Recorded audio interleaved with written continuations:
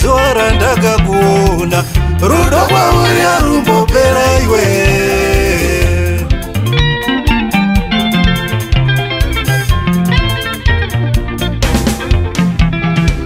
wangataure mashoko ekuda kuparadzanisa mudiwa varege zvavo avo kutaura chete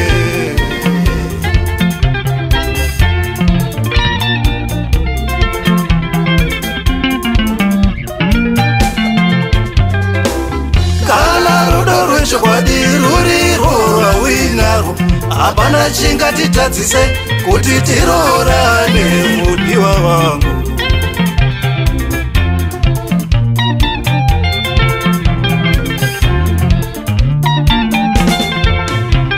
iwe neni takatosunga chizwe murudo chisina kana ani zvake angapfutsunure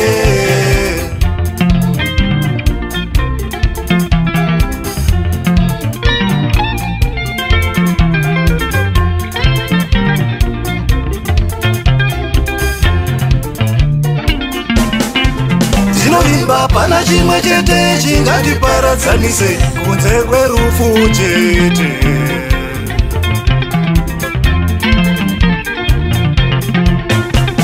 hakuna mukadzi mumwe akanaka wandichada ndinoda ugare uchifaradhiya hakuna mukadzi mumwe akanaka wandichada ndinoda ugare uchifaradhiya hakuna mukadzi mumwe akanaka wandichada ndinoda ugare uchifaradhiya iwe wega mwana iwe uri pamwoyo wangu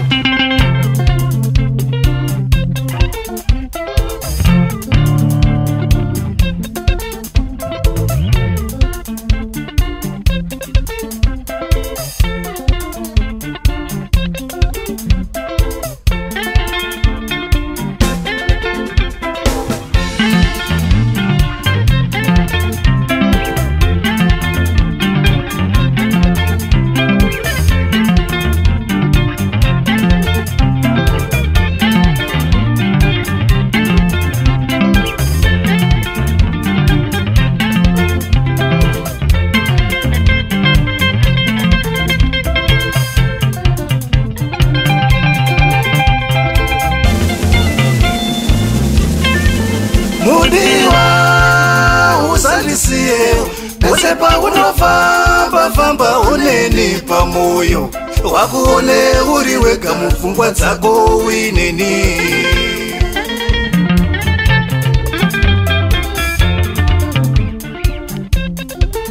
bvisa pfungwa dzekuti wandisiya kumba pese paunofamba famba uneni pamoyo wakuone uri wega mupfungwa dzako uineni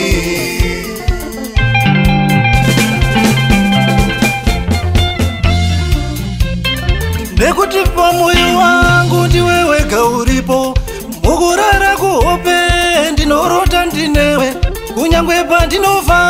pandinofamba newe pamoyo wangu apa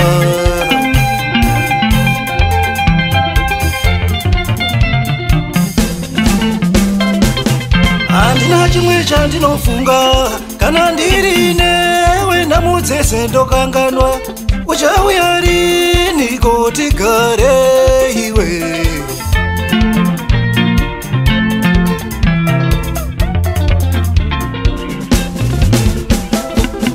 handina chimwe chandinofunga kana ndiri newe namudzese ndokanganwa uchauya rini kotigare iwe